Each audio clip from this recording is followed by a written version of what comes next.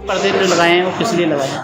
ये पर्दे इसलिए लगाए हैं, ब्लैक आउट डे था परसों रात को, तो ताकि लाइट अंदर से बाहर ना जाए, और वैसे तो लाइट हमने बंद कर दी थी, फिर भी कोई ट्रांसपेरेंसी ना हो, इसलिए लगा दिए थे पूरे, और कैजुअलिटी में लगाए थे। अच्छा, और मतलब ये जैसे रेगुलर चल रहा है डार्क ब्लैकआउट करने का, इसलिए? ये लगे हुए हैं परसों से, अभी नहीं उतारेंगे जब तक क्लियर नहीं हो जाता।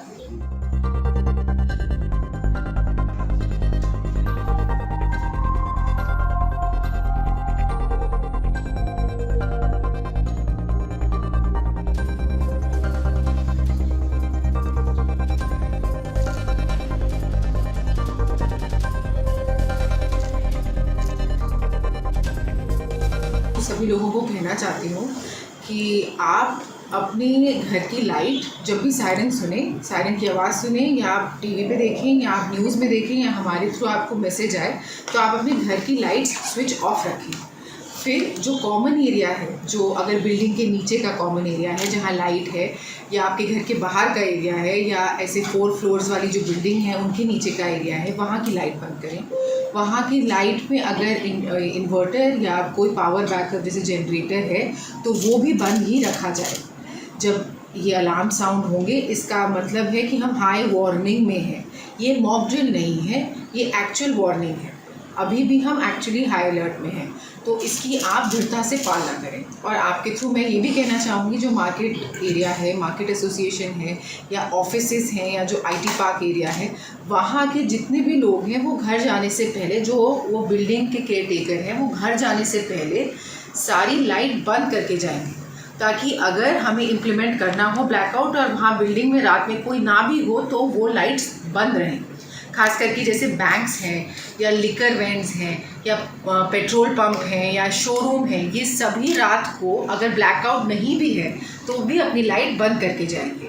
इनफैक्ट मैं सबको कहना चाहूँगी कि अगर सायरन नहीं भी बज रहे हैं और ब्लैकआउट नहीं भी है, तो जब तक ये हाई सिक्योरिटी अलर्ट रहे तब तक आप खुद से वॉलंटरीली अपनी लाइट्स ऑफ रखें। इसके बारे में जैसे आपने पूछा, पुलिस की भी पूरी तैयारी है।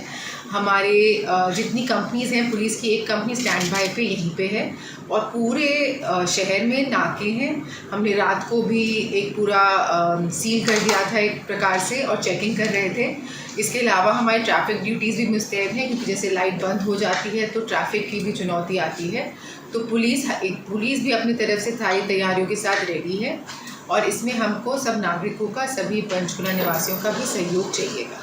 तो मैं पंजोर में आज मार्केट्स भी बंद करवाई है पुलिस के द्वारा, तो आगे क्या गाइडलाइंस हैं अधिकारियों को, किस तरह से डील करना है, खासकर जो सेंसिटिव एरियाज़ हैं उसको लेकर कैसे?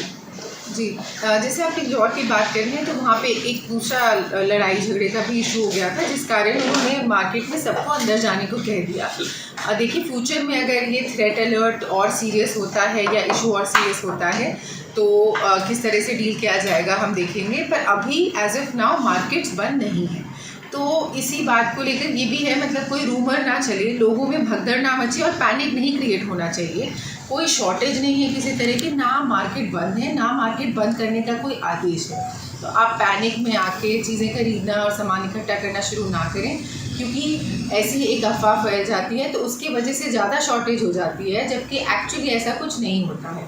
आप जानते ही हैं, हम सब पंचकुला में रहते हैं और ये कितनी वेल कनेक्टेड जगह है, 3 स्टेट से हमारे बॉर्डर्स हैं, तो ऐसा कुछ इशू तो है नहीं हमारे मूवमेंट के लिए, तो पैनिक क्रिएट करने की कोई वो नहीं है। तो चंडीगढ़ में भी कल देर रात RDX के साथ लोग पकड़े गए हैं, तो बहुत दूर नहीं है चंडीगढ़, तो यहाँ पर पेट्रोलिंग या टीम्स को क्या दिशा निर्देश दिए गए हैं कुछ चेकिंग्स के? जी, जैसे कि हमें भी न्यूज़ मिली थी, चंडीगढ़ में कोई एक डाउटफुल लोग पकड़े गए और उनके साथ जो सामान था उसके अभी वो कर रहे हैं जांच। और इसमें हम लोगों ने भी नाके लगाए हैं हमारे डिस्ट्रिक्ट, उनके साथ जो सामान था उसके अभी वो कर रहे हैं जांच। और इसमें हम लोगों ने भी नाके लगाए हैं हमारे डिस्ट्रिक्ट में 9 नाके तो हम परमानेंटली रखते हैं, जिस पे हमने फोर्स डबल कर दी है।